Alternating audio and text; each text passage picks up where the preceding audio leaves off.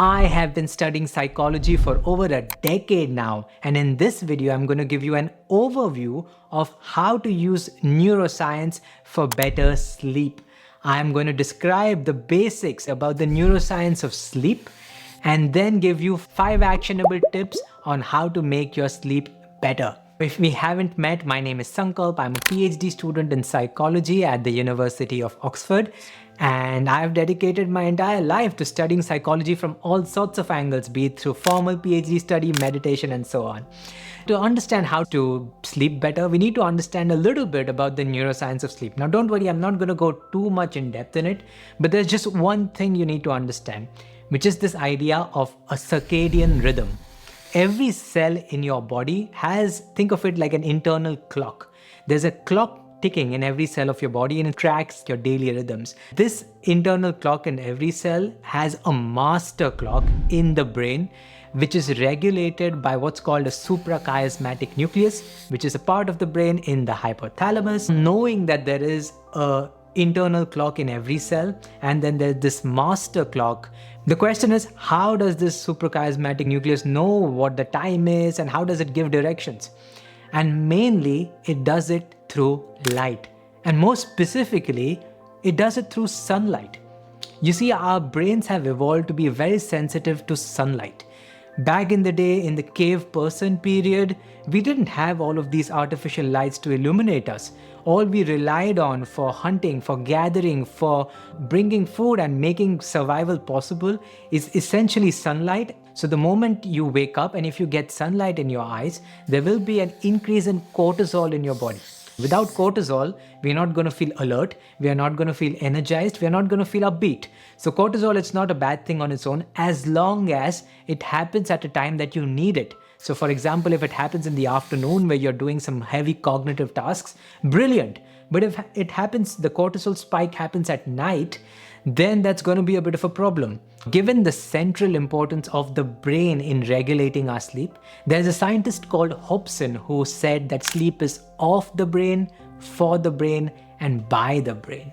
Now, this is largely true, but recently this has been challenged and people have realized that not only does the brain matter a lot, but there's also a lot of muscles that are involved in sleeping.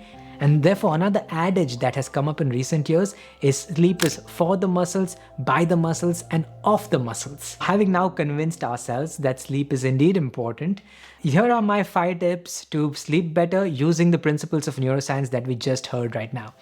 Tip number 1 is get morning sunlight. Now, as you know, your body has a circadian rhythm, a clock that it maintains. The best thing to do is when you get up in the morning, if you go and look at morning sunlight, it's going to trigger a cascade of all sorts of reactions and chemicals in your body that is going to signal to the body that, hey, look, this is the time to be awake. When you look at sunlight in the morning, it sets up a clock for you that 12 hours later, your body knows that this is now the time to sleep. So tip number 1 is to view morning sunlight for at least 10 to 15 minutes is what the research suggests. Tip number 2 is a corollary to tip number 1, which is to darken your room at night and to view evening sunsets. What this will do is inform your brain that this is the time to wind down, the sun has gone down, and this is the time for me to sleep. And so when you darken the room at night, this signals to your body that this is the time to relax. This is the time of your daily rhythm where you're going to go to sleep and it's going to release the appropriate chemicals in your body like melatonin. So the tip number 2 would be to darken your room at night as much as possible. I like to use blackout blinds, but I also have an eye mask. So it's like really dark for me at night and that helps my brain know that this is indeed the time to sleep. Tip number 3 is to wind down the mind. So far we have been optimizing our environment with light to help the mind wind down. But what we can do is directly target the mind and help it wind down. And for this, there are techniques like meditation that you could do. I have a number of videos in this channel that you can check out. I'll link some down below.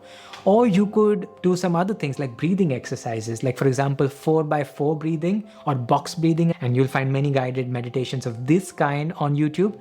Another thing you could do is try self-hypnosis or hypnotherapy with a professional, and that kind of thing can also help. In general, the best way to calm down your mind is to be very emotionally intelligent and improve your emotional intelligence, which is all this channel is all about. In fact, to help you improve your emotional intelligence, I have created a free quiz, a free scorecard that you could take, and it will give you exactly the areas that you're strong at, the areas that you're kind of weak at, and give you actionable tips and episodes from my podcast and a plan essentially for you to improve. This is all free and linked down below. Tip number 4 is to relax your body. Now, we have talked about light, we have talked about the mind, but remember, sleep is also about the muscles, right? And the way to relax your body is manifold, but one of them is, let's say you could do a massage at night. I have this massage gun that I use to massage essentially my whole body. I also use this massage ball, which is extremely inexpensive, like $5 to $10 at most. And you could just roll down your feet, which will increase the circulation in your entire body, which will also help your muscles relax and facilitate the transition to sleep. Another tip I could give you is I also like to do yoga or stretching or mobility stuff at least once a week, but I think ideally twice or thrice a week. And I noticed that whenever I have done my stretching, my mobility, my yoga, I am so much more relaxed at night and I'm so much more keen to sleep and my body is so much keen to relax. I also use a nasal strip every now and then, and that helps my nostrils widen and lets more air in, facilitates breathing, helps me sleep better. I sometimes use a mouth tape so that I can breathe from my nose. So the methods are many, but the concept is very simple, which is you can do whatever you'd like that helps your body relax. My final tip is to roughly follow the same routine. If you have taken away anything from this video about the neuroscience, it is the fact that you have an internal clock. Each cell in your body is keeping track of a clock, and that is largely regulated by light outside and your suprachiasmatic nucleus in the brain. Having a regular routine, having roughly the same routine, it doesn't have to be identical, be kind to yourself, but having roughly some routine will help your body know that this is the time to wake up, this is the time to sleep, and that consistency will help maintain a consistent sleep schedule, and therefore the quality of your sleep will be higher. My bonus tip for you would be to make sleep a priority. In that way, this is almost like step 0. All of these steps would only make sense if you do them. And the way you do them is convince yourself, completely sell yourself on the importance of sleep and the critical function it plays in maintaining your health and well-being. There is no well-being without sleep. There is no mental health without sleep. There is no emotional intelligence without sleep. So no matter how many other things you do in life, if you cannot sleep, your quality of life is significantly lesser. And on the contrary, when you do get enough sleep, even the bad days are nice and there's an undercurrent of feeling good. On average, people need 7 to 8 hours of sleep. Try to get your needs met and try to prioritize sleep as much as possible, like your life depends on it. Because you know what? It kind of does. Now, before I wrap, I want to say a few things about insomnia. You could do all of the things that I listed above and still not sleep well. This is the illness that we often colloquially call as insomnia. The thing with insomnia is it can happen no matter what else you do, and we don't truly understand it completely. Although these tips should help at least improve it slightly, if not completely heal it.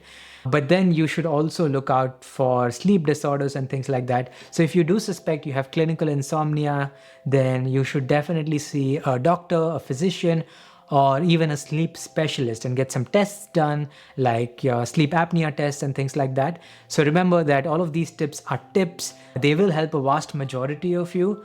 But if you have some clinical grade insomnia, or not even clinical grade, maybe subclinical insomnia, then you may want to consult a doctor or a specialist who will help you navigate through that illness or challenge. All right. So if you've watched this far, then you know I'm all about emotional intelligence and healing us inside out. And one of the ways I try to help people become more emotionally intelligent is give them a tool to measure it, because oftentimes it can be so abstract and so weird and vague about what emotions really are. So there's a link down below which will get you to a scorecard which I created. I have a background in questionnaires. My PhD has been giving people hundreds of questions and asking them to answer it and then making inferences on that. So a lot of my insights of the PhD are inside this questionnaire, and it's gone into the design of this. So please take this scorecard. It's benefited a lot of people. It's zero cost to you, and hopefully it helps you.